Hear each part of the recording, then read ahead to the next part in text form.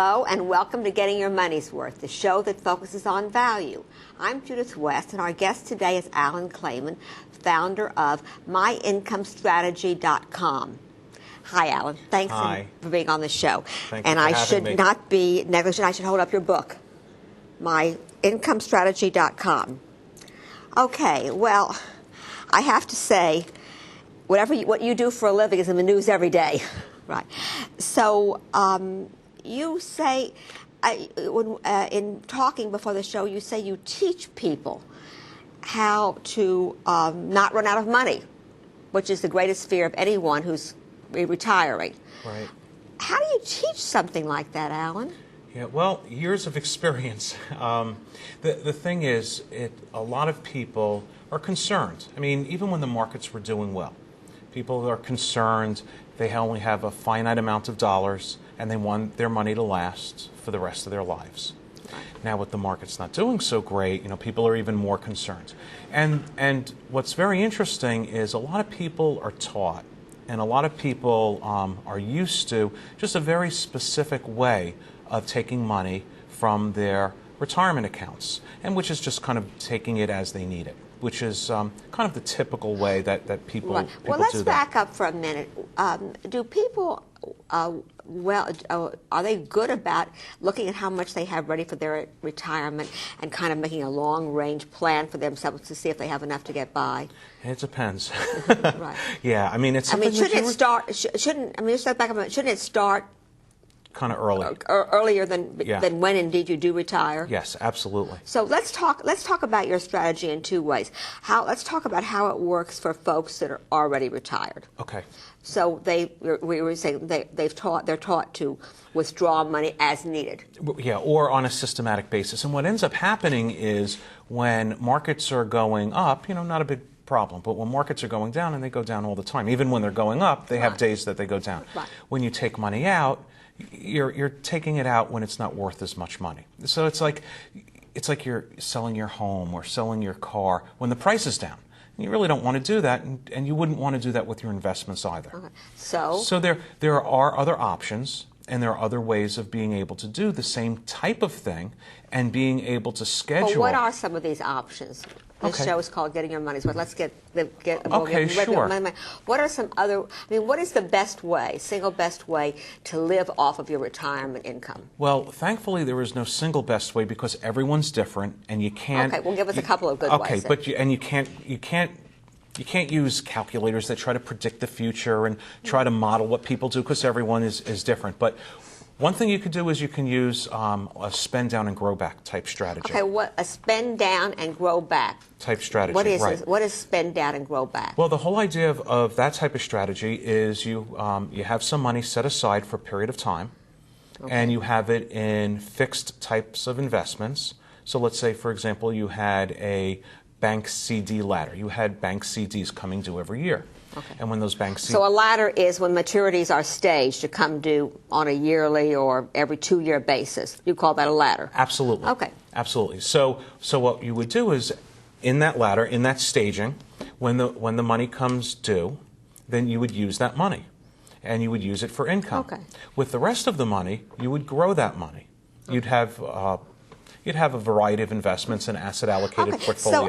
So you take a piece of it and put it in a ladder system, whatever you think you need to come due every year, right. And the rest of it grows.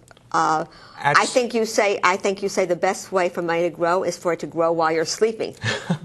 The thing is, and what you absolutely, and what you want to do is you want to know what rate of return do you need in order to be able to replace the money that you've spent and cover inflation. And that's an example of one type of strategy. Because when you build this ladder, you buy bonds at a known rate. Right. It's like we're seeing right now this rate volatility. But if you pre-planned and bought bonds at a fixed rate of 5% or 4%, that would be fixed. That would stay with you, right? Exactly. Okay. That's exactly right. Okay, good. So we have this bond laddering program. And a bond ladder is one way of doing it. There are other ways of doing that. Okay, we can't discuss all of them, but we have to have. Right. That's a good tip. Okay, so that's for folks who who are already retired. Who are already retired. And there's a really important point there. Yes. The important point is that you didn't pick investments first. You didn't say, well, what's my asset allocation?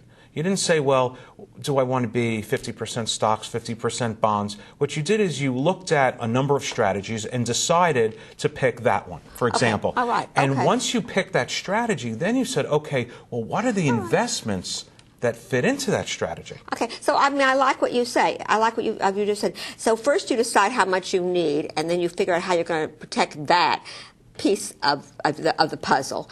And then with the balance that's left over, then you decide how much you're breaking up into stocks or cash or whatever. Right. I want to ask you something before we go. But I do want to get to folks who aren't retired. Should folks that are retired be invested in stocks? It depends. You know, this is one of those. It depends. But should it be a small piece of their See, that's pie? If you look at asset allocation first, then you would answer that question. Asset allocation is how you're dividing. How much in stocks, how much in bonds, how much in cash. If you look at strategy first, you could have someone where what makes the most sense for them is to be pulling money out on a systematic basis. And if that's the case, you know, it really depends on their situation. But you may have somebody where they may be able to be 100% fixed. They could have all of their money in municipal bonds, for example, and that's enough to give them all of the income that they want. And the advantage of municipal bonds is you don't have to pay, it's tax-free. Right, tax-free. And you get all of the income that you want and cover inflation. And if that's the case and you were able to do that, then you know what stock component you would have? You would need zero. So any stock, now you could actually figure out, let's just make up a number. Let's say someone had $500,000 right. and 400,000 of it in some fixed investments actually covered all of their income needs with inflation.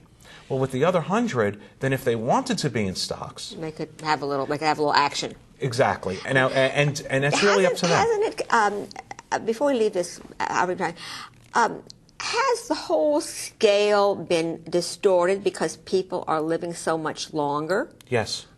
Yes, absolutely. So how are you I mean, you know, folks retire at 60 or 65.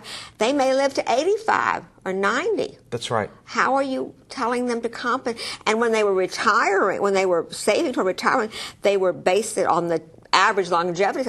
How are you telling folks to compensate for those extra years of life? Well, what you really need to do is go back and calculate what is the rate of return that you need in order to make whatever strategy you feel most comfortable with. So you still go back to square one. You go back to square one. I mean, and if you're not retired, you start with that. You say, okay, well, what strategies are available?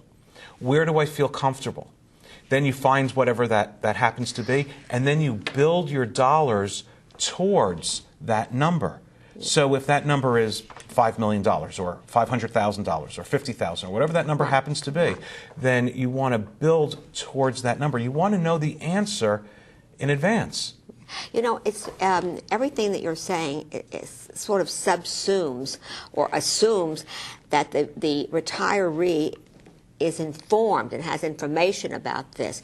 Yesterday's Wall Street Journal had a heartbreaking article about people who lost all their life savings. A woman who was a self-employed tailor lost all of her savings, life savings, $55,000, because she was in some kind of phony, baloney paper that was based on derivatives, based on subprimes. I mean, you know, inappropriate investments for her. I mean, I don't think the paper even deserved the word investment. Right. You know, I had an old professor that said, when you take bologna, no matter how you slice it, dice it, or wrap it, it's still bologna. So, in a word, though, because I want to go back, what can people do to get better informed? Yeah, well, I mean, not to be too self-serving, but they can go. The DVD and the instruction manual. These are really instruction manuals for how to grow money and take income in retirement. You know, there certainly ought to be courses available to people which should teach some kind of retirement financial literacy. Yeah, that's a great idea. And you know what? This is a great start. Okay, good. So we've covered folks who are in retirement. In the time that we have left, let's go back to people who are working toward retirement. Right. this strategy that you just described, can it be implemented before you retire? Yeah, absolutely. And you know, one of the keys in not wanting to take your money out on a systematic basis and to set up a strategy where you don't have to do that, the whole idea is, we said before, we don't want to be selling when the market's down. Right. Well, if you're working, and let's not even think about building towards retirement for a second, but if you're working, one of the things that you want to do is you want to annualize and then take or take to a monthly point your expenses and match that up with your income. So you don't have, so especially if you work on commissions or bonuses, if you have quarterly property tax payments or annual property tax payments or whatever. So you kind of want to lay out a map. Right, and budget on a monthly basis, so you don't have to go into your investments or savings on a month where you're mismatched.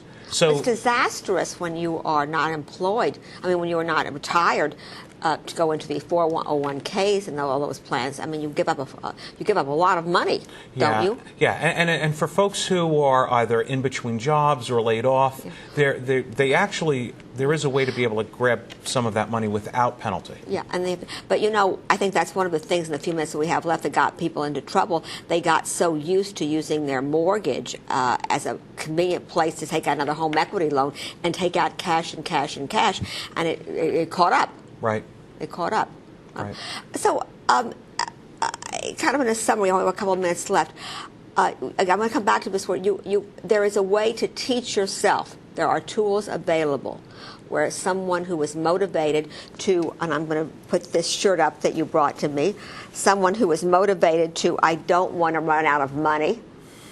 And I'm wearing this around the house every day after this, Alan, who people that don't run out of money can kind of teach themselves how to work around that. Yeah, absolutely. And you know what? If you can't get through it, I can help you, right. Or you can go to your financial professional and go to them with the material and have them walk you through it. Exactly, and it's fair to say that whoever you use, whether it's banks or whoever you're using, it's fair to say that you can lean on them for help and counsel. Yeah, and make sure that you're seeing all of your choices and all of your options, and not just what they happen to be selling. Do you charge a fee for your services, Alan? Yes. Okay. Right. All right. So that's fair. But I wanted so people can contact you, contact the financial advisors. The point we want to finish with is that there's help out there. Exactly. And to use it before you get into trouble. Exactly. Okay. Thanks for being on the show. Well, thank you so much for having me. I'm Judith West. You're watching Getting Your Money's Worth. Thank you for watching.